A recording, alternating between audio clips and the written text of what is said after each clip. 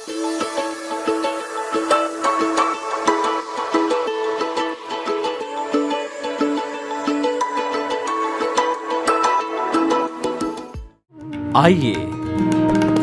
सुनिए, देखिए, समझिए सनातन सत्य। जैसी दृष्टि वैसी सृष्टि, दृष्टि विज्ञान। कुदरत, कुदरती रचना एवं कुदरत के कानून से शाश्वत सुख की प्राप्ति। जोधपुर के परम पूज्य महात्मा उपासक प्रोफेसर डॉक्टर सोहन राज तातेड़ के निर्देशन में सनातन सत्य। जैसी दृष्टि वैसी सृष्टि, दृष्टि विज्ञान।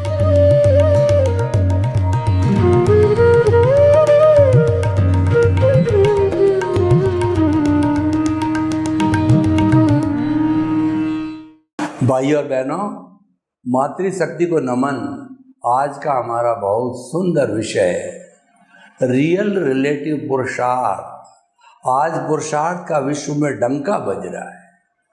हर संस्था, हर व्यक्ति ये कह रहा पुरुषार्थ करो, विजयी बनो, सफल बनो।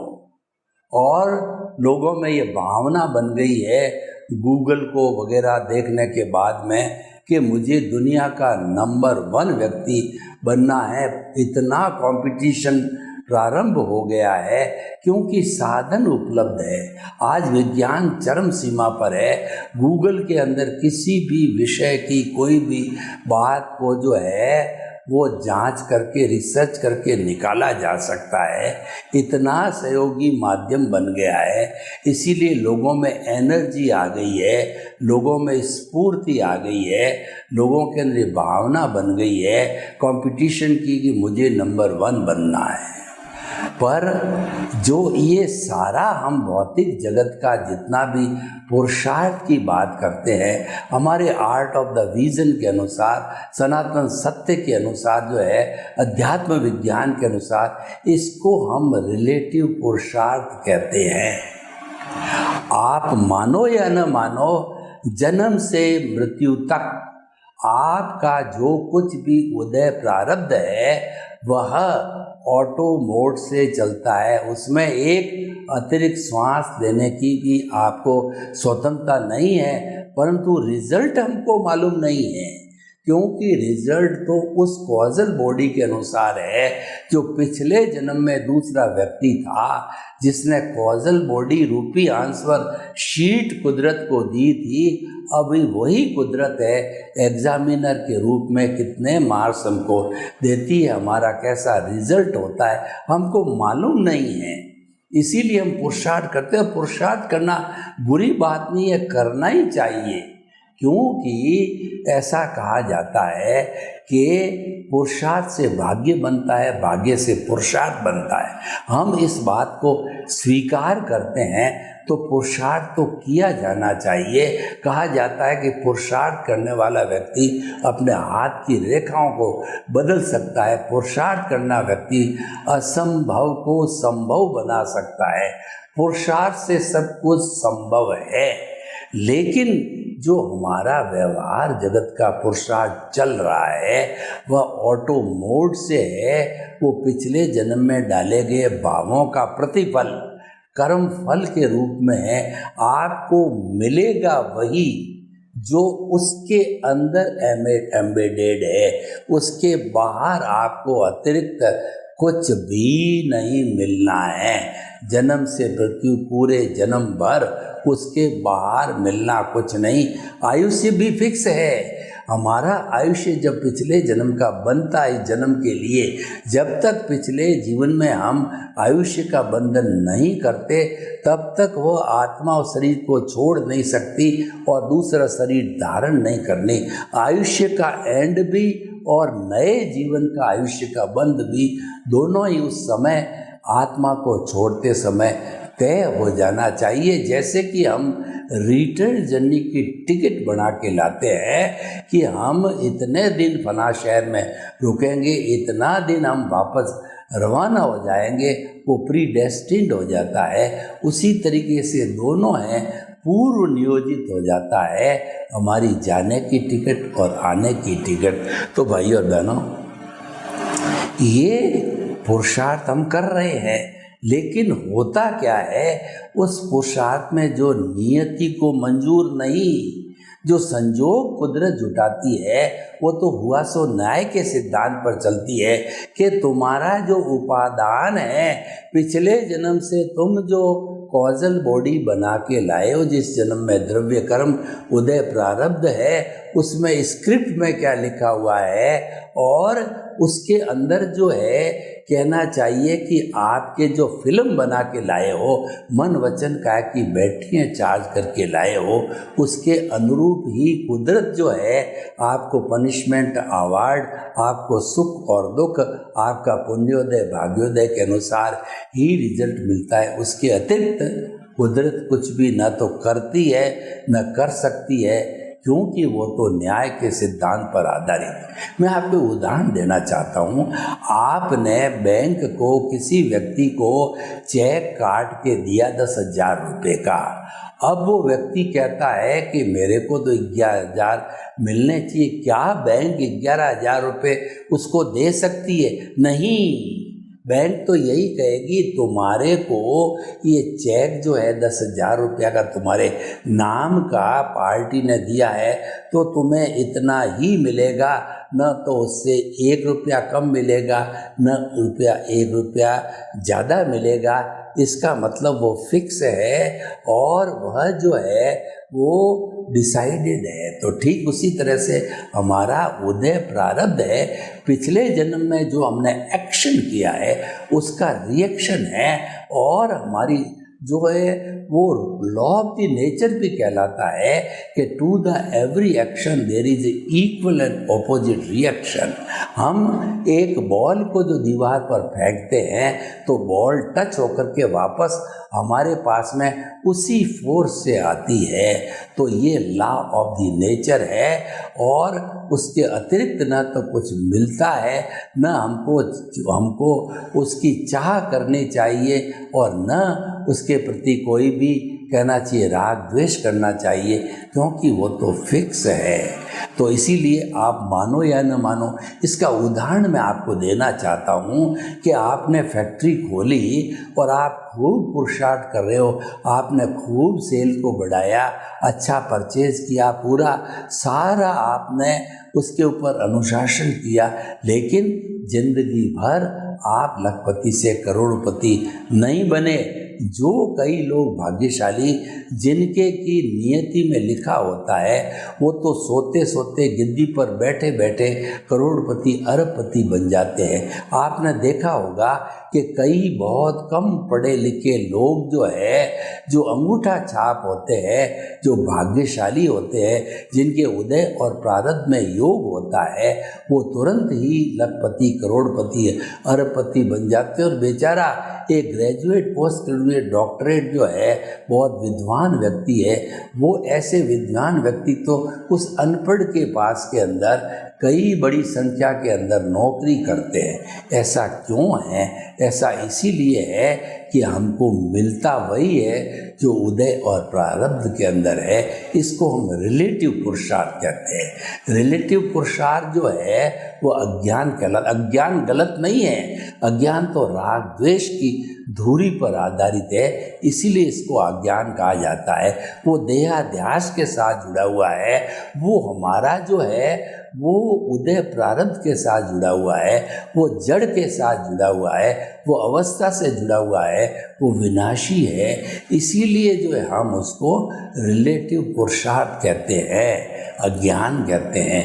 लेकिन वह तो हो रहा है एक्चुअली, जो ऑटो मोड से हो रहा है उसमें आपका क्या पुरुषार्थ?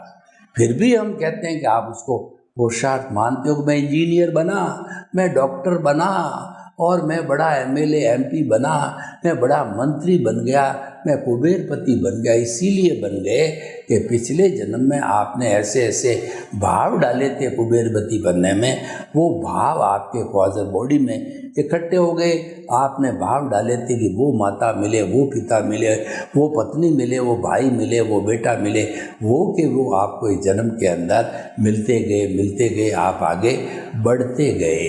तो भाइयों और बहनों, वो रिलेटिव पुरुषार्थ अज्ञान पर आधारित है।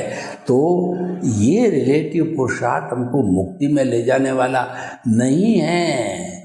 हमको मुक्ति में जो जाने वाला तत्व है वो हमारी शुद्ध आत्मा, जो परमात्मा रूप में हमारे शरीर में विराजमान। अभी हम परमात्मा बने नहीं हैं, लेकिन हमने ज्ञान लिया, गुरु की कृपा से ज्ञान मिला, हमारा एनलाइटनमेंट हुआ, हमारा पुण्योदय, उनका पुण्योदय, हम उनके लिए जो है उदय, हम कहना चाहिए कि हम उनके लिए जो है निमित्त बने, वो हमारे लिए निमित्त बन के हमको दिया। हमारे अनंतानुबंधी कषाय को उन्होंने भस्मीभूत करके और हमारे को निमित्त भाव के अंदर बनाया। हमेरा हमेशा हमारे के लिए कर्ता भाव को समाप्त किए। उनकी कृपा फल होता है तो हमारा ऑनरशिप डूअरशिप समाप्त होने के बाद ही ये प्रथम चरण है हमारा, जो है शाश्वत सुख की प्राप्ति करने का। ये सम्यक ज्ञान, सम्यक दर्शन का प्रथम स्टेप है। इसके बाद हम मान सकते हैं कि निश्चित रूप में हम कभी न कभी शाश्वत सुख को प्राप्त करेंगे, क्योंकि हमारी नींव लग गई है। तो हम इस सनातन सत्य कार्यक्रम के अंदर आपको शाश्वत सुख की नींव लगाते हैं, आपको आर्ट ऑफ द विजन समझाते हैं। वो आर्ट ऑफ विजन मस्तिष्क के अंदर है, और उस आर्ट ऑफ द विजन के अंदर प्रभु को साक्षी रख करके उनके गुण, सम्यक ज्ञान, सम्यक दर्शन की एप्लीकेशन कराने का आपको नुस्खा बताते हैं। तो उससे आप जो है अपने ज्ञान दर्शन का डेवलपमेंट जो है करते रहते, विधि बनाते हैं। तो जूं सम्यक ज्ञान, सम्यक दर्शन का डेवलपमेंट बढ़ता रहता है, क्यों अगले जन्म में वह उसी स्तर पर होता है, वो समाप्त नहीं होता है। अज्ञान तो जो है हमारा बढ़ता बढ़ता रहता है, लेकिन डेवलपमेंट जितना फिक्स हो गया उतना रहता है। फिर और आप बढ़ोगे नेक्स्ट बर्थ में, फिर वो बढ़ करके फिक्स हो जाएगा। मेरे कहने का मतलब है, इस जन्म ने आपने अगर अपने ज्ञान दर्शन को 30% किया, तो अगले जन्म में वो 30% ही रहेगा। आप कुछ जन्मों तक उसमें वृद्धि नहीं कराए, क्योंकि आपको मानव जीवन नहीं मिला। मानव जीवन के बिना तो आपका ज्ञान दर्शन डेवलपमेंट हो नहीं सकता है। तो आपको 3-4 भवों के बाद भी मानव जीवन मिला, तो वो 30% उसमें रहेगा। और आपके पास में एक बार ज्ञान ले लिया, सम्यक दर्शन मिल गया, वो काम करेगा। फिर चौथे बर्थ में भी वो 30% से 50%, 70%, और ये बढ़ता जाएगा। और कुछ ही भवों के अंदर आप शाश्वत सुख को प्राप्त भी कर सकते हो, क्योंकि जैसे जैसे इस सम्यक ज्ञान, सम्यक दर्शन का डेवलपमेंट चालू होता है, वैसे वैसे आपका अनुभव की बढ़ोतरी होता है। 2% अनुभव से बढ़ के 10%, 15%, 20%, 50%, जब 100% होता है तो 360 डिग्री पर चला जाता है। और उसके साथ साथ में जो हमारी जागृति है, हमारा जो रियल पुरुषार्थ है, जो हम जो है उदय प्रारब्ध के साथ जो पुरुषार्थ करते हैं वो रिलेटिव है, लेकिन चेतना के साथ में मिला हुआ पुरुषार्थ है वो रियल पुरुषार्थ है। रियल पुरुषार्थ में करना कुछ नहीं है, आपको केवल अपनी आत्मा में रमण करना है, सेल्फ रियलाइजेशन करना है, इंट्रोस्पेक्शन करना है, आत्मनिरीक्षण करना है, आत्म परीक्षण करना है। इसके अंदर करना कुछ नहीं है, इसके अंदर जो है अपने स्वरूप में रहना है। रहने की बात होती, करना कुछ नहीं। करना होता उसको क्रिया कहते हैं, वो तो मन वचन काया से की जाती है। इसीलिए मन वचन काया तथा उससे जुड़ी हुई हर अवस्था मात्र कुदरती रचना है। ये सारी कुदरती रचना क्रिया है जो कि व्यवस्थित है, प्री डेस्टिन्ड है, इसका उदय प्रारब्ध चलता ही जाने के लिए आई है। दुख जा रहा है, सुख जा रहा है, हमारी उम्र जा रही है। ये जड़ है, ये स्थायी नहीं है, ये तो विनाशी है, जाने के लिए आई है, तो वो तो चलता रहता है। तो भाई और बहनों, ये हमारा रिलेटिव पुरुषार्थ और रियल पुरुषार्थ होता है, परमानेंट होता है, क्योंकि ये सनातन सत्य पर आधारित है। ये जो है सिद्धांत के ऊपर आधारित है, ये बदलता नहीं है। ये दृष्टि विज्ञान है, आर्ट ऑफ द विजन है, जो कि हमारे दिमाग में, मस्तिष्क में फिट हो गया। आप कुदरती रचना, आपको सिर्फ एक ही पुरुषार्थ करना है, वो ये है कुदरती रचना देखते रहो, देखते रहो, ऑब्जर्वर बने रहो। ऑब्जर्वर बने रहने का अर्थ ये कुदरती रचना देखते रहो, उसका फलित ये है कुदरत के कानून का पालन होता रहेगा। इसका फलित ये है कि जो आपका जो प्रतिष्ठित आत्मा का जितना प्रोसेसिंग फैक्ट्री है, जिसके अंदर वो मन बुद्धि चित्त अहंकार रूपी जो कहना चाहिए आपका जो है वो आपका अंतःकरण है, वर्तमान का ज्ञान दर्शन है, पिछले जन्म का ज्ञान दर्शन है, और आपका इंटरेस्ट है, यानी वैल्यू है आपकी। आप वैल्यू चेतन की करते हो या अचेतन की करते हो, वो मुख्य बात है। उसको कहते हैं इंटरेस्ट, वैल्यू को इंटरेस्ट कहते हैं। और इंटेंशन भाव आपके है ही है, जो कि आत्मा की चेतना है। तो इसके अंदर जब आपने वैल्यू चेतना की कर दी, तो जो फाइनल आपके इस पूरे जो है भाव तंत्र से, जो आपके प्रोसेसिंग फैक्ट्री से जो भाव पड़ेंगे, वो मोक्ष के लायक और सहायक भाव पड़ेंगे। यानी ऐसा पुण्य मिलेगा जो मोक्ष की ओर ले जाएगा। यानी कि आपके सम्यक ज्ञान दर्शन का डेवलपमेंट, जो आत्मा के गुण है, आत्मा का लक्षण है, वो चलता रहेगा। और जब आत्मा 100% आत्मज्ञान आत्मदर्शन के ऊपर सम्यक ज्ञान सददर्शन पर आती है, तभी वो सिद्ध बुद्ध और मुक्त बनती है। और उसकी सतत जागृति जो है, रियल पुरुषार्थ भी 100% होता है। प्रीति थी मतलब विश्वास, वो तो पहले ही चला गया, वो तो पहली चीज़ है जो आपको जो है वो जो कहना चाहिए सम्यक दर्शन बनने का अर्थ ही हो गया। आपकी प्रीति थी, आपका विश्वास, आपकी श्रद्धा 100% आपको जमा दी जाती है कि रिलेटिव व्यू पॉइंट से तुम सोहन राज हो और रियल पॉइंट ऑफ व्यू शुद्ध आत्मा हो। तो कहने का अर्थ ये है, आप किस पलड़े में हो, आप किस पाले में हो, आप चेतना के पाले में हो या देहाध्यास के पाले में हो। देहाध्यास जड़ है, देहाध्यास जो है वो उदय प्रारब्ध के साथ जुड़ा हुआ है। देहाध्यास अज्ञान के साथ में जुड़ा हुआ है। ये अज्ञान घटता रहता, बढ़ता रहता है। लेकिन हमारा जो आत्मा है, ये जो है रियल पुरुषार्थ से जुड़ा हुआ है। ये हमारा निमित्त निर्दोष अकर्ता और शुद्ध आत्मा से जुड़ा हुआ है। और ये डिटर्जेंट का काम, जो हमारी परिधि है, केंद्र है हमारा, जो है चेतन तत्व है, और परिधि के ऊपर हमारा धन है, दौलत है, पद है, प्रतिष्ठा है, संबंध है, सत्ता है, वो सब विनाशी है, वो सब जड़ है। उनको जो धीरे धीरे धोने का काम जो है, उनको वाश करने का काम है। ये जो है हमारे जो निमित्त निर्दोष अकर्ता और शुद्ध आत्मा चार सिपाही है, वो करते रहते हैं, होता रहता है, होता रहता है। और हमारा सम्यक ज्ञान, सम्यक दर्शन, रियल पुरुषार्थ में बढ़ने के साथ साथ में 360 डिग्री का अनुभव होता है, जिसको कि केवल दर्शन कहा जाता है।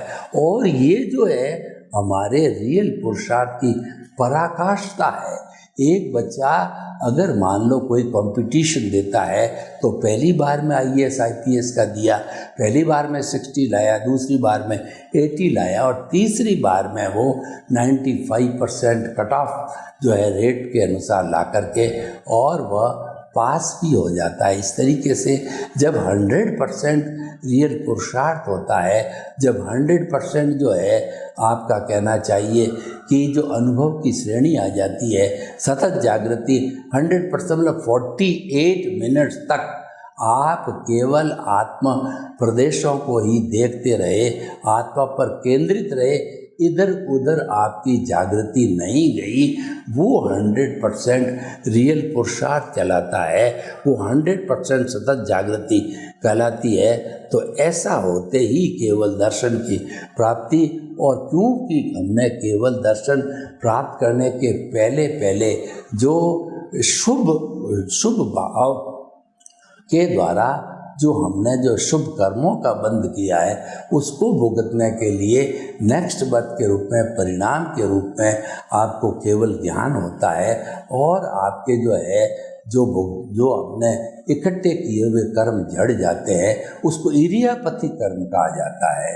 तो भाइयों और बहनों, हम आपको बताना चाहते हैं कि जो है हमारा रियल और रिलेटिव को समझना जरूरी है। जो हमारा रिलेटिव पुरुषार्थ है वो व्यवहार जगत है, और रियल पुरुषार्थ है चेतना के करीब रहना, चेतना के इर्द गिर्द रहना, क्योंकि मुक्ति में जाने वाली चेतना ही है और हमारे सारे शरीर का संचालक है वही चेतना ही। अगर चेतना की हाजिरी न हो तो हम मुर्दे, हमको जला दिया जाता है। चेतना की हाजिरी के कारण ही ये पूरा तंत्र मन बुद्धि चित्त अहंकार बनता है, प्रोसेसिंग फैक्ट्री बनती है, और उसके साथ साथ में ज्ञान दर्शन की एप्लीकेशन होती, पूरा सिस्टम लागू हो जाता है। और चेतना के बिना बिग ज़ीरो है। आपको बिना ज्ञान दर्शन के होने के कारण जड़ रूप में जो है शमशान में जला दिया जाएगा। तो भाइयों और बहनों, चेतना का और जड़ का इतना भारी अंतर है। तो आपने जब चेतना को प्राप्त किया, मानव जीवन को प्राप्त किया, तो ये तो समझने का अभ्यास कीजिए कि मुझे रियल पुरुषार्थ करके, और जो इस जन्म में नींव लग गई या पिछले जन्म में नींव लग गई है, तो उसका ज्ञान दर्शन को मैं डेवलप करके और आगे से आगे मेरिट के अंदर अपने मार्क्स ला करके और मैं शाश्वत सुख की प्राप्ति करूं, वही मेरी सफलता है। तो वो मुझे प्राप्त करना है। तो रियल रिलेटिव पुरुषार्थ का हम डिमार्केशन करके, हम उसकी दोनों भेद रेखा खींच करके, दोनों को अलग अलग रख करके प्रायोरिटी हम रियल पुरुषार्थ को देवे। उसमें करना कुछ नहीं है। देखिए, मोक्ष काल में करना नहीं है, रहने का अभ्यास करना है। आपका जो स्वरूप आत्म प्रदेश है, आपका शुद्ध आत्मा भगवान है, उसमें रहने का आप अभ्यास कीजिए, वही मुक्ति है। यानी कि आपको जब जो है हम रियल पुरुषार्थ करते हैं, सम्यक दर्शन मिलता है, जब हमारे को आत्मा का स्पर्श होता है और ये आत्मा का स्पर्श बढ़ता जाता है, यानी कि आत्मा में हमारा निवास प्रारंभ हो जाता है। तो इसीलिए कहा गया है, रहो भीतर जियो बाहर। भीतर रहना है, यानी कि आत्म प्रदेशों के अंदर आपको शुद्धि करते करते उसी में निवास करना है। और जो बाहर जो चल रहा है वो तो अपने आप ऑटो मोड से चल रहा है, और उसका भी समाप्त होने पर ही आप सिद्ध बुद्ध मुक्त बन सकते हो। पहले नहीं बोल सकते, क्योंकि आपका कर्जा है। आप कर्जे उतारे बिना साहूकार कैसे बन सकते हो? और कर्जा अपने ऑटो मोड से उतरता है, क्योंकि पिछले जन्म में हमने उसको जो इकट्ठा किया था वो इस जन्म के अंदर डिस्चार्ज होता रहता है। तो भाइयों और बहनों, ये डिस्चार्ज जब चरम सीमा पर पहुंच जाता है, संपूर्ण डिस्चार्ज होता है, इसका अर्थ है कि जड़ का एक भी परमाणु चेतना के साथ में नहीं है। वह चेतना 24 कैरेट का सोना 999 की लंगड़ी के रूप में बन जाता है, विशुद्ध सोना कहलाता है। तो विशुद्ध चेतना है, वह विशुद्ध चेतना जो है वो आगे जा कर के सिद्ध बुद्ध मुक्त बन कर के सिद्ध शिला में ईश्वर रूप में विराजमान होकर के और शाश्वत सुख को प्राप्त करती रहती। तो प्रश्न ये है कि हमारा रिलेटिव और रियल व्यू पॉइंट में एक तो जड़ से जुड़ा हुआ है, एक चेतन से जुड़ा हुआ है, और एक उदय प्रारब्ध से जुड़ा हुआ है, और एक हमारे स्व नियंत्रण से कहिए या जिस पे कानून नहीं चलता है उससे कहिए कि वो चलता रहता। तो दोनों के अलग अलग दिशाएं हैं। रियल और रिलेटिव की दिशाएं अलग अलग है, उनका भुगतान अलग अलग है। ये रियल है, वो लाइव पार्ट है, और जो रिलेटिव है वो डिस्चार्ज पार्ट है।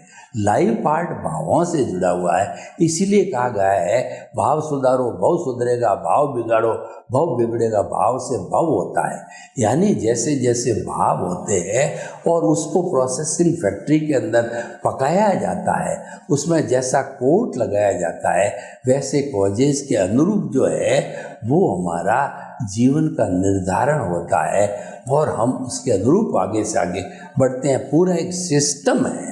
इस सिस्टम को हमें रियल और रिलेटिव को समझना है कि रिलेटिव व्यू पॉइंट जो है वह जो है वो रिलेटिव हमारा ज्ञान है, क्योंकि वह जो है जड़ से जुड़ा हुआ है और रियल है हमारा रियल पुरुषार्थ है। इस तरीके से हम दोनों का डिमार्केशन करें। सर्वे भवन्तु सुखिनः, सर्वे सन्तु निरामया।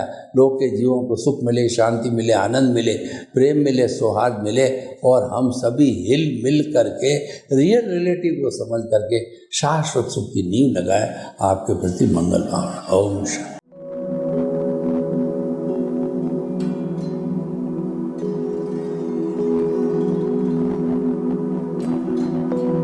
एक ऐसा अंतर्राष्ट्रीय ख्याति प्राप्त मानव जो गुरु प्रेरणा से पिछले 20 वर्षों से वानप्रस्थ जीवन जीते हुए 24 घंटे मानवता की सेवा में संलग्न है।